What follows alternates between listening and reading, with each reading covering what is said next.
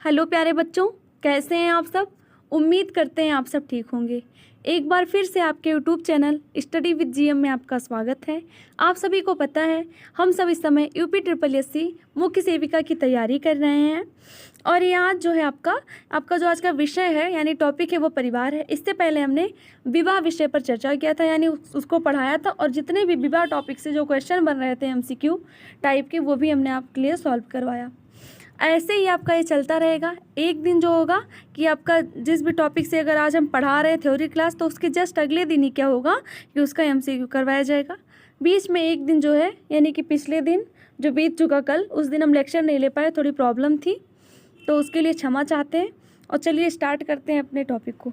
Start करने से पहले आप लोग को एक और बात बता दें कि एक टेलीग्राम ग्रुप है हमारा जिसका लिंक अभी हम डिस्क्रिप्शन में दे देंगे और एक अदर चैनल भी है हमारा यूट्यूब चैनल जिस पर कि सर जो है वो कुछ टॉपिक कवर करवा रहे हैं। तो इस टाइम डिजीज़ कवर करवा रहे हैं, आप लोग जुड़ जाइए। अभी उसका भी लिंक हम डिस्क्रिप्शन में दे देंगे, आप वहाँ से पढ़ते रहिए। तो क्या होगा आपके एक दिन में जो है वो दो टॉपिक जो है आपके मतलब जो आपका सिलेबस है उसमें जो दो टॉपिक रहेंगे एक साथ वो क्लियर हो जाएंगे। यानी कि जैसे मैं अगर परिवार पढ़ा रही हूँ तो जो सर है वो क्या पढ़ा रहे हैं, इस समय डिजीज़ पढ़ा रहे हैं, उसमें से उन्होंने दो तीन डिजीज़ जो है वो आपका पढ़ा दिया है। आप लोग जुड़ जाइए, साथ साथ क्या होगा एक दिन में आपका दो टॉपिक तैयार होता जाएगा और बाद में जब सारे सिलेबस कंप्लीट हो जाएंगे तो क्या है आपका रिवीजन करवाया जाएगा, आपका MCQ का मैराथन क्लास भी करवाया जाएगा। तो चलिए स्टार्ट करते हैं अपने टॉपिक को। आज का जो हमारा टॉपिक है वो है परिवार। अब परिवार में हम सबसे पहले देख लेते हैं परिवार की परिभाषा। एक बात आपको और बता दें कि अगर आप सोशल साइंस यानी कि सोशियोलॉजी अगर आप पढ़ेंगे, समाजशास्त्र पढ़ेंगे तो उसमें क्या है कि ये जो विवाह है, परिवार है, इन सब का डेफिनेशन जो है ना वो अलग अलग सोशियोलॉजिस्ट ने अलग अलग दिया है, यानी कि अलग अलग समाजशास्त्री ने अलग अलग उसका डेफिनेशन बताया है। तो आप लोग 12th की बुक ले करके उसको पढ़ लीजिएगा कि मतलब किसने कहा। अगर उसको हम इसमें मेंशन करते तो इसमें बहुत लंबा हो जाता लिखने में और उसमें लिखने में टाइम भी लगता है, तो इसीलिए हमने उन सबको इसमें मेंशन नहीं किया है। बस एक जो सरल परिभाषा बताया गया है परिवार का वही हम लेकर के आए आपके लिए। बस अब जो क्वेश्चन बनेंगे इस टॉपिक से वो हम ज़रूर आपके लिए कल लेकर के आएंगे। मतलब जितने भी क्वेश्चन की बनने की संभावना होगी कि आपके एग्ज़ाम में वो क्वेश्चन बन सकते हैं वो ज़रूर हम लाएंगे परिवार की टॉपिक से अगले क्लास में। तो चलिए देखते हैं क्या लिखा हुआ है कि परिवार का अर्थ है कुछ संबंधित लोगों का समूह जो एक ही घर में रहते हैं। अब आप समझ लीजिए परिवार का क्या अर्थ होता है, कुछ संबंधित यानी कि जिसका रिलेशन हो आपस में और वो क्या होते हैं एक ही घर में रहते हैं, एक ही मकान में रहते हों। उसके बाद में फिर क्या दिया हुआ है कि परिवार के सदस्य परिवार से जन्म, विवाह, गोद लिए जाने से संबंधित है। यानी कि जो परिवार के सदस्य होते हैं, एक परिवार जो होता है वो किससे संबंधित है, परिवार से जन्म। यानी कि जैसे कोई परिवार है तो उसमें क्या हुआ जो जन्मे यानी जन्म लेने वाली जो संतान हुई, या फिर जो विवाह किसी का हुआ, किसी का विवाह हुआ तो वो भी अपने परिवार में आ गया। जैसे कि कोई पुरुष लड़का है उसकी शादी जो हो जाती है किसी लड़की से तो वो भी जब उस परिवार में आती है तो क्या उसकी सदस्य बन जाती है। या फिर गोद लिए जाने पे ऐसा भी होता है कि ऐसे माता पिता भी होते हैं कि जो क्या होता है उन्हें माता पिता बनने का सुख नहीं प्राप्त होता है, उन्होंने संतान की उत्पत्ति नहीं होती है तो वो गोद ले लेते हैं, यानी कि उसका दत्तक पुत्र बोला जाएगा उसको। तो दत्तक पुत्र अगर उन्हें गोद ले लिया तो वो भी क्या होते हैं अपने परिवार में ही माने जाते हैं, सम्मिलित हो जाते हैं, तो वो भी परिवार के सदस्य कहलाते हैं।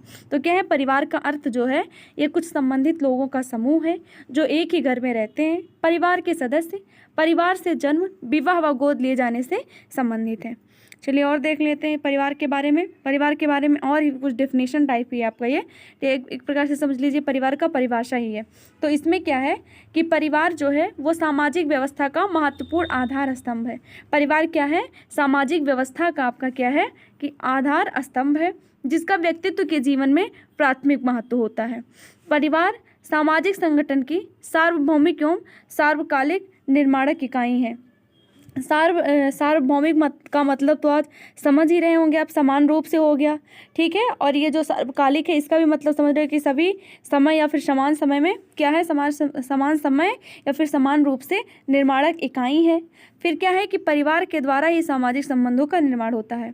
परिवार के द्वारा ही समझ, जैसे कि परिवार के लोग हैं तो उसी से क्या होता है एक समूह है जो परिवार के पूरे सदस्य हैं उनसे ही क्या होता है सामाजिक संबंधों का जो है निर्माण होता है। चलिए अगला टॉपिक देख लेते हैं। अगला क्या दिया हुआ है, अगला दिया हुआ है बच्चों इसमें कि परिवार के प्रकार। अब आपको देखना है कि परिवार के प्रकार, तो आपको बता दें कि परिवार जो होते हैं वो मुख्य रूप से दो ही प्रकार के होते हैं। और हमने आपको इसमें मेंशन किया, आपको बताएंगे और जितने भी अन्य टाइप के जो परिवार होते हैं। लेकिन सबसे पहले उनमें क्या मानेंगे, एक हो गया आपका संयुक्त परिवार या फिर विस्तृत परिवार, दूसरा हो गया आपका एकल परिवार या फिर प्राथमिक परिवार। संयुक्त परिवार को विस्तृत परिवार भी कहते हैं और जो आपका एकल परिवार होता है उसे हम क्या बोलते हैं, प्राथमिक परिवार भी बोलते हैं। अब आप समझ लीजिए जो ये संयुक्त परिवार होता है, तो इस संयुक्त परिवार में क्या होते हैं कि इनमें क्या होता है कि इस परिवार में जो होता है, तो जैसे समझ लीजिए कि 2 पीढ़ी से अधिक लोग, यानी 2 पीढ़ी से जो ज़्यादा लोग रहते हैं वो आपका होता है संयुक्त परिवार। अब इसमें क्या होगा संयुक्त परिवार में कि जैसे समझ लीजिए दादा दादी हैं, उनके बहू हैं, मतलब बच्चे और बहू हैं, फिर उनके पोते पोती हैं, चाचा चाची हैं, बुआ हैं, ये सब लेकर के जो हो वो आपका क्या हो गया, संयुक्त परिवार, यानी कि विस्तृत बड़ा परिवार हो गया। और अब इसके बारे में भी समझ लेते हैं एकल परिवार। एकल परिवार में क्या होता है कि माता पिता और उनके अविवाहित बच्चे रहते हैं। जैसे कि माता पिता हो गए और उसके बाद में उनके जो बच्चे हैं, उनके जो संतानें हैं, उनका विवाह ना हुआ हो तब तक ही उनके में वो रहेंगे उनके साथ, यानी कि माता पिता के साथ वो बच्चे तभी तक रहते हैं। तो वो कौन सा परिवार होता है, एकल परिवार होता है। अब थोड़ा सा हम ये भी समझ लेते हैं कि ये संयुक्त परिवार की विशेषताएं क्या हैं। आपको हम बता दें कि हमने इसमें लिखा नहीं है, लेकिन हम आपको समझा रहे हैं, आप ध्यान से सुनिएगा तो आप समझ जरूर जाएंगे कि संयुक्त परिवार की विशेषताएं क्या क्या होती हैं। तो ये जो संयुक्त परिवार होता है इसमें क्या होता है कि जो परिवार के सभी सदस्य होते हैं वो एक ही छत के नीचे रहते हैं। इसका मतलब कि वो एक ही मकान में रहते हैं, एक साथ रहते हैं। उसके बाद में अगर और अगला पॉइंट देख लें, वैसे तो बहुत विशेषताएँ हैं, बहुत हान है, बहुत लाभ हैं, लेकिन हम इसमें आपको थोड़ा समझाएंगे। और अगर आप लोग को और डिटेल में जानकारी लेनी होगी तो आप बुक पढ़ सकते हैं। बस जो जो हमें इंपॉर्टेंट लगा है हम इसमें वही लिखें और वही आपको समझा भी रहे हैं। उसके बाद में देखेंगे तो दूसरी विशेषता क्या है, जो कि हम ये संयुक्त परिवार की विशेषता बता रहे हैं, आप लोग समझिएगा। संयुक्त परिवार की जो दूसरी विशेषता है उसमें क्या होता है कि सभी सदस्य जो होते हैं वो परिवार की संपत्ति के हिस्सेदार होते हैं। उसके बाद में अगला पॉइंट हम बता दें कि जो ये संयुक्त परिवार में क्या होता है कि निर्णय घर के सबसे बड़े पुरुष लेते हैं। इसमें क्या होता है कि जो संयुक्त परिवार रहते हैं तो इसमें अगर कोई निर्णय लिया जाता है किसी भी बात का हो गया तो उसमें कौन लेता है, वो जो घर में सबसे बड़ा पुरुष होता है वही निर्णय लेता है। अब हम बात कर लेते हैं कि संयुक्त परिवार के लाभ कौन कौन से, आप समझिएगा। एकल की नहीं बता रहे, हम आपको संयुक्त की बता रहे हैं। तो इसमें जो क्या होता है, इसके लाभ क्या होता है कि यह परिवार सदस्यों का मिलनसार का बनाता है। अब मिलनसार बनाता है इसका मतलब आप समझ लीजिए, इसका मतलब होगा कि घर के जितने भी कार्य होते हैं, छोटे बड़े काम होते हैं, वो क्या होता है कि ये लोग मिल बांट कर करते हैं। ऐसा नहीं है कि वो अकेला करेगा। अगर जो संयुक्त परिवार होता है तो उसमें जब इकट्ठे सारे परिवार रह रहे हैं तो उसमें क्या होगा कि सभी कार्य को क्या करेंगे, वो मिल बांट कर करेंगे। उसके बाद में देख लेते हैं इसमें क्या होता है कि इसमें बूढ़े, यानी कि संयुक्त परिवार में बूढ़े, असहाय व फिर बेरोजगार की देखभाल होती है। मतलब कि आप ये समझ लीजिए जैसे संयुक्त परिवार है, अब उसमें अगर एक आदमी बेरोजगार है तो भी क्या करते हैं, जो परिवार के अन्य सदस्य हैं अगर वो नौकरी करते हैं और वो अगर घर का काम देख लेता है जो कि बेरोजगार है, तो भी क्या होता है, उसका जीवन व्यतीत होता है, या खाना कपड़ा मकान जो है उसे सब कुछ मिलता है। वहीं पर अगर उसमें कोई वृद्ध व्यक्ति है तो उसमें बड़ा परिवार है, संयुक्त परिवार है, तो सब लोग रहते हैं, तो उसमें जो किसी वृद्ध व्यक्ति की भी देखभाल अच्छे से हो जाती है। उसके बाद में फिर क्या है, आपका हानियां भी देख लेते हैं। अब ये तो हमने आपको लाभ बताया, अब आप ये समझ लीजिए कि संयुक्त परिवार के हानि कौन कौन सी हैं। तो इनमें क्या होता है कि कभी कभी ऐसा होता है कि संयुक्त परिवार में जो है वो महिलाओं को कम सम्मान दिया जाता है। ऐसा होता है कि अगर संयुक्त परिवार है तो उसमें क्या होगा कि कभी कभी ऐसा होता है कि महिलाओं को जो है कम सम्मान दिया जाता है। और ऐसा भी होता है कि इसमें क्या होता है, जो संयुक्त परिवार होते हैं इसमें अक्सर सदस्यों के बीच संपत्ति को लेकर झगड़े होते रहते हैं। यानी कि जब संयुक्त परिवार रहेंगे तो उसमें जो संपत्ति है उसको लेकर के जो है झगड़े होते रहते हैं। आप लोगों ने भी देखा होगा कि हमारे समाज में चल रहा है, जहाँ पर संयुक्त परिवार है वहाँ पर संपत्ति को लेकर के झगड़े, कला, ये सब होते रहते हैं। अब आ जाते हैं एकल परिवार पर। अब समझ लेते हैं एकल परिवार के बारे में। तो हमने बता ही दिया कि एकल परिवार क्या होता है कि जिनमें केवल माता पिता रहते हैं और उनके बच्चे रहते हों। आप देख लीजिए, हमने डेफिनेशन भी यहाँ पर लिखा है, तुमने ऐसे बता दिया। आपका संयुक्त परिवार का डेफिनेशन है, संयुक्त परिवार में 2 से ज़्यादा पीढ़ी के लोग होते हैं, अर्थात माता पिता बच्चे के अतिरिक्त चाचा चाची दादा दादी आदि लोग रहते हैं। वो हमने बताया, हमने इसकी विशेषताएं भी बताई आपको संयुक्त परिवार की। उसके बाद में हमने क्या बताया आपको, इसकी हानि, लाभ क्या है और हानि क्या है, ये सब बता दिया। अब आ जाते हैं एकल परिवार पर। तो जो एकल परिवार है हमारा, वो क्या है कि एकल परिवार में पति पत्नी और उनके अविवाहित बच्चे रहते हैं। तो इनमें हम देख लेते हैं कि जो एकल परिवार है इनके क्या लाभ होते हैं। तो एकल परिवार में क्या होता है कि बच्चों को स्वयं निर्णय लेने के लिए उत्साहित किया जाता है। अभी आपने क्या सुना, संयुक्त परिवार में क्या होता है कि जो घर के सबसे बड़े पुरुष होते हैं वही निर्णय लेते हैं, लेकिन जो एकल परिवार होता है उसमें क्या होता है कि जो बच्चों को स्वयं मतलब कोई काम अगर वो करना चाहते हैं तो स्वयं निर्णय ले सकते हैं, उसके लिए उत्साहित किया जाता है, जिससे कि क्या हो कि बच्चे का जो आत्मविश्वास हो वो क्या हो, वो बढ़े। ठीक है, अब इसकी हम हानियाँ देख लेते हैं। तो इसकी हानियाँ क्या हैं कि इसमें क्या होता है कि अगर एकल परिवार है यानी कि उसमें केवल माता पिता रह रहे हैं, उनके अविवाहित बच्चे रह रहे हैं, तो अगर उनका बुरा समय में क्या है कि परिवार का कोई आर्थिक या फिर भावनात्मक सहारा नहीं रहता है। अब अगर उनकी कोई स्थिति खराब हो गई, कभी पैसे की ज़रूरत पड़ गई या फिर उन्हें किसी बात का दुख है या कुछ भी है, तो वो अपना किसी दूसरे से ना बता सकते हैं ना किसी दूसरे से सहायता ले सकते हैं, क्योंकि वो अपने परिवार से अलग रहते हैं। तो एकल परिवार में क्या होती हैं, ये सब जो हानियाँ हैं वो एकल परिवार की हैं। और एकल परिवार में एक बात और होता है कि इसमें जो होता है वो सामंजस्य मिलजुल कर कार्य करना मुश्किल से सीखने को मिलता है, यानी कि एक साथ मिल करके कार्य करना, ये सब जो होता है, ये सब समझ लीजिए, सब जो संस्कार होते हैं बच्चों को, तो ये सब बहुत ही कम सीखने को मिलते हैं। क्योंकि जब एकल परिवार है तो उसमें जो बच्चा है जिसने जन्म लिया वो देखता चला आ रहा है कि अब उसके क्या है, केवल माता पिता रह रहे हैं, तो उसे ये सब नहीं रहेगा कि मिलजुल कर एक साथ रहना चाहिए या फिर हमें एक साथ कार्य करना चाहिए, ये सब सीखने को नहीं मिलता है। और संयुक्त परिवार में जो है ये सब सीखने को ज़रूर मिलता है। चलिए अगला टॉपिक देख लेते हैं। अगला टॉपिक दिया हुआ है कि परिवार के अन्य प्रकार। अभी हमने बताया आपको कि मेन रूप से तो 2 परिवार हो गए, लेकिन और परिवार के अन्य परिवार भी हैं। अब इसमें क्या है, एक है एक विवाही परिवार। अब आप थोड़ा सा एक विवाही परिवार के बारे में समझ लीजिए। इसमें क्या होता है कि एक समय में एक पुरुष स्त्री जो है वैवाहिक जीवन यापन करते हो, यानी कि जैसे कि एक पुरुष है या फिर स्त्री है, उनका विवाह हो गया और क्या है कि वो दूसरी विवाह नहीं कर रहे हैं, वो मतलब एक ही पुरुष है जो उनका ज़िंदगी है उसमें अपनी पूरी ज़िंदगी में वो अपना वैवाहिक जीवन जो है अच्छे से व्यतीत कर रहे हैं। फिर उनसे जो बच्चे उनके हुए, इस टाइप का जो परिवार हो गया वो एक विवाही परिवार हो गया। अब उसके बारे में आप दूसरा समझ लीजिए जो आपका है बहुविवाही परिवार। बहुविवाही परिवार में क्या होता है कि इसमें जो होता है कि कोई पुरुष या स्त्री जो होता है एक से अधिक विवाह करते हैं। क्या करते हैं कि एक कोई स्त्री है चाहे कोई पुरुष है, वो क्या करेंगे, एक से ज़्यादा लोग से शादी कर लेंगे। आप देख भी रहे होंगे हमारे समाज में ऐसा अभी होता है, ऐसा नहीं कि नहीं होता है। तो वो क्या होते हैं, वो बहुविवाही परिवार होते हैं। उसके बाद में आपका दिया हुआ है रक्त संबंधी परिवार। अब आप रक्त संबंधी परिवार के बारे में थोड़ा सा समझ लीजिए। तो ये जो रक्त संबंधी परिवार होते हैं इसमें वही लोग आते हैं जो कि क्या होता है कि वो रक्त के कारण एक दूसरे से संबंधित होते हैं। अब जैसे कि इसमें माता पिता और उनके बच्चे तो हैं ही, इसके अलावा उनके भाई बहन जो होते हैं वो भी शामिल होते हैं, वो भी क्या होते हैं, रक्त संबंधी, यानी कि जिससे ब्लड रिलेशन हो वो जितने लोग भी रहेंगे। जैसे कि अब आपके अगर पिताजी हो गए, माता जी हो गई, तो उनके भाई बहन है, पापा के भाई बहन है, मम्मी के भाई बहन है, तो सब क्या होगा, तो उनके वो परिवार माने जाएंगे, सब रक्त संबंधी। जिसका ब्लड रिलेशन होता है हमारे साथ, रक्त का संबंध होता है, वो भी हमारे परिवार में आते हैं। वो कैसा परिवार कहलाता है, वो रक्त संबंधी परिवार कहलाता है। उसके बाद में आपका अगला दिया हुआ है विवाह संबंधी परिवार। अब विवाह संबंधी परिवार में ये है कि समझ लीजिए कि जैसे वर वधू, हम एक आपको एग्जांपल लेकर समझा रहे, जैसे वर वधू हैं, उनका विवाह हो गया, तो जो पुरुष पक्ष वाले हैं और जो स्त्री पक्ष वाले हैं उन दोनों लोग का जो मिलकर परिवार बनता है, यानी कि जो पुरुष की तरफ के सारे रिश्ते नाते लोग हैं, उनके घर वाले हैं, घर परिवार है, उनकी बुआ हैं, मौसी हैं, या फिर जो लड़की वाली की तरफ से हैं, वो सब क्या होते हैं, जब आपस में उन सबको मिलकर एक रिलेशन समझ लिए संबंध बनाया जाता है, तो ये सब जो आते हैं वो किस में आते हैं, विवाह संबंधी परिवार में आते हैं। यानी कि दोनों पक्षों के जो परिवार हो गए वो जिसमें शामिल होंगे, यानी कि परिवार उन्हें माना जाएगा, तो उन्हें किस श्रेणी के परिवार में रखा जाएगा, विवाह संबंधी परिवार कहा जाएगा। और उसके बाद में आप मान लीजिए, चलिए देख लीजिए, दूसरा है आपका पितृसत्तात्मक परिवार। अब पितृसत्तात्मक परिवार क्या है, इसके बारे में भी थोड़ा सा समझ लेते हैं।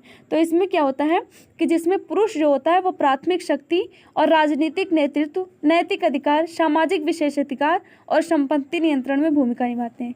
अब एक लाइन में आप समझ लीजिए कि जिस भी परिवार में जो पूरी शासन सत्ता होती है पुरुष के हाथ में होती है, तो वो कौन सा परिवार होता है, आपका पितृसत्तात्मक होता है। यानी कि उसमें स्त्री के हाथ में कोई शासन नहीं होती, घर के जितने भी निर्णय लेने वाले हैं, जो भी शासन सत्ता है वो सब कुछ किसके हाथ में है, पितृ यानी कि पुरुष के हाथ में है, वो आपका हो गया पितृसत्तात्मक परिवार। अब देख लेते हैं मातृसत्तात्मक परिवार के बारे में। तो मातृसत्तात्मक परिवार क्या होता है कि जिनमें सत्ता व अधिकार जो होता है वो स्त्री प्रतिनिधि के हाथ में होता है। किसके हाथ में होता है? जिस घर में जो सत्ता होता है, शासन सत्ता या फिर कोई अधिकार निर्णय जो भी है, वो किसके हाथ में है? स्त्री के हाथ में है। तो वो कौन सा परिवार होता है? आपका मातृसत्तात्मक परिवार होता है। और शादी के बाद पुरुष का जो नित्य संस्थान होता है वो पत्नी के घर में होता है, जो कि मातृसत्तात्मक परिवार में है। चलिए अगला पॉइंट देख लेते हैं। अगला पॉइंट दिया हुआ है आपका कि परिवार की विशेषताएं। क्या दिया हुआ है? परिवार की विशेषताएं। अब चलिए देख लेते हैं परिवार की विशेषताएं। अभी हमने आपको अलग अलग समझाया, जो कि एकल परिवार समझाया और आपको संयुक्त परिवार समझाया, उसके बाद में एक विवाही बहुविवाही। लेकिन अब इसमें कहीं स्पेशली एक का नहीं दिया है, बस केवल एक परिवार जो होता है, हमने परिवार का डिफिनेशन बताया, उसी परिवार की विशेषताएं क्या होती हैं आप ये समझ लीजिए। इसमें क्या दिया हुआ है कि प्रेम, स्नेह, त्याग, सुरक्षा आदि बातें परिवार में पाई जाती हैं।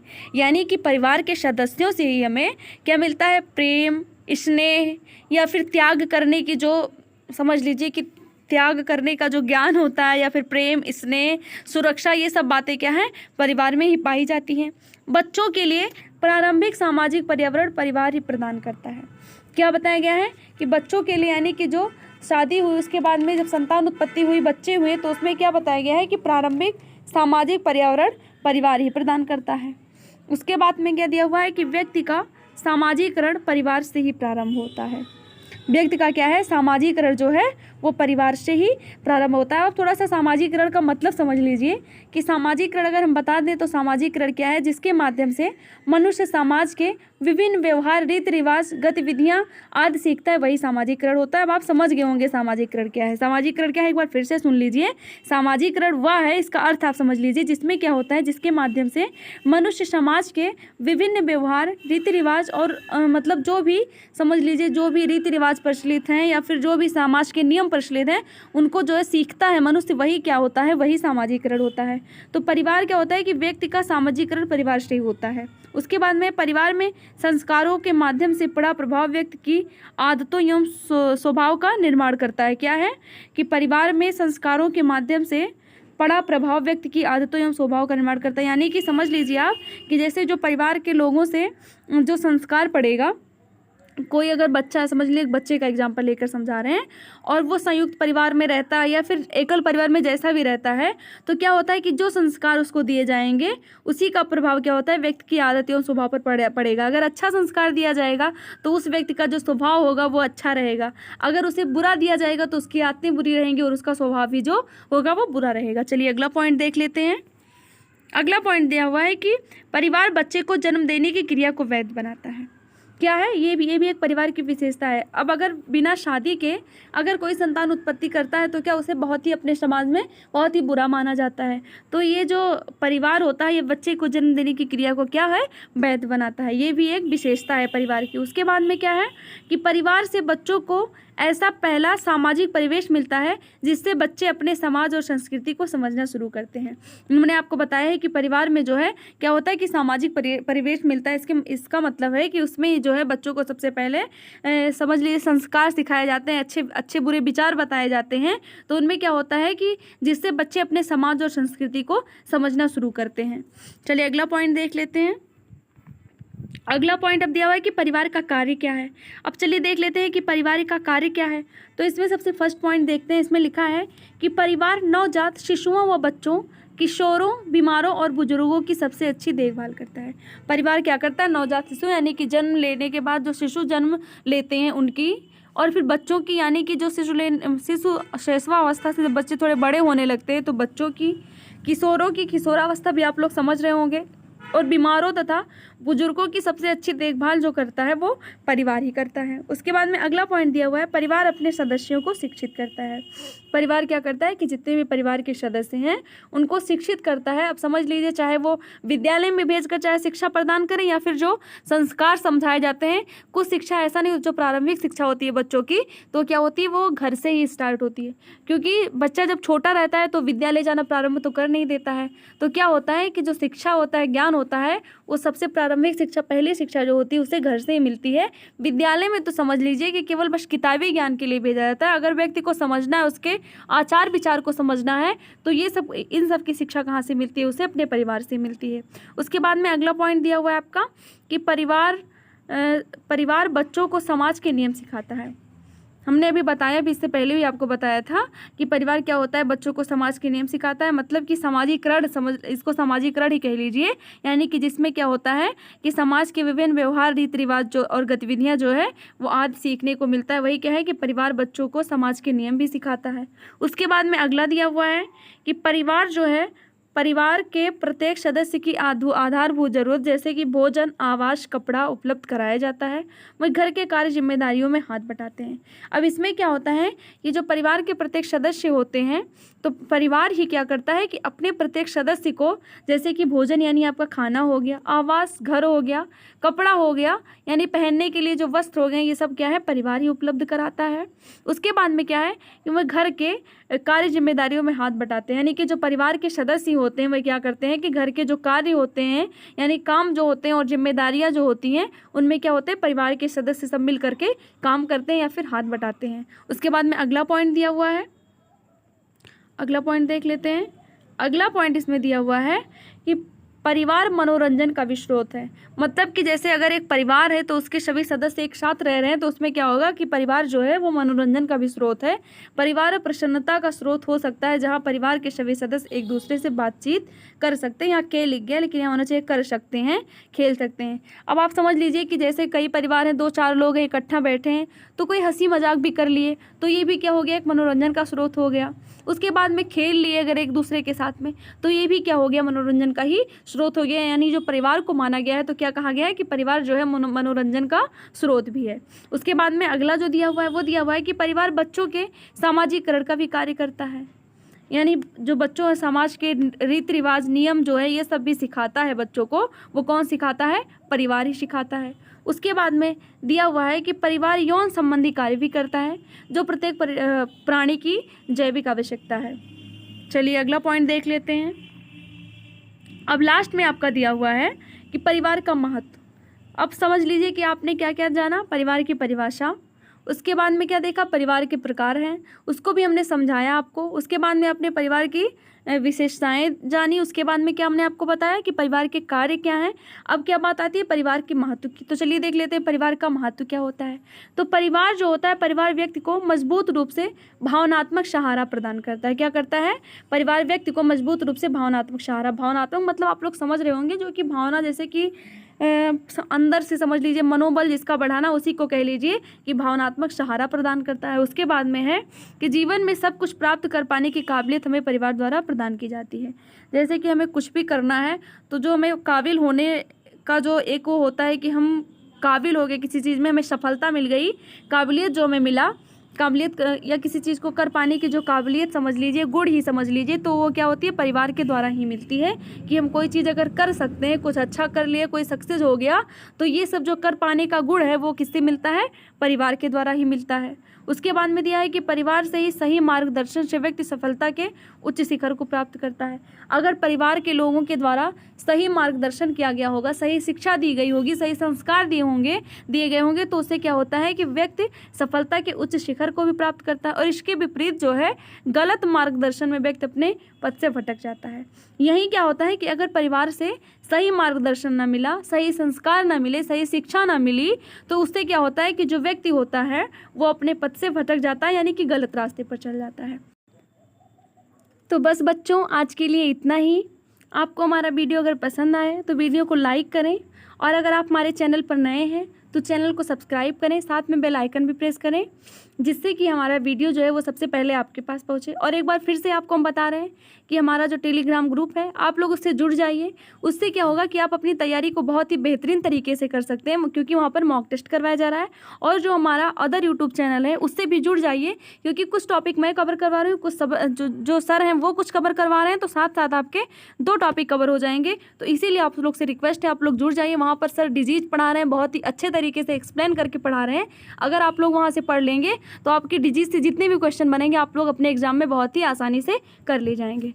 तो तब तक के लिए बाय बाय बच्चे, मिलते हैं फिर अगले वीडियो में। Thank you.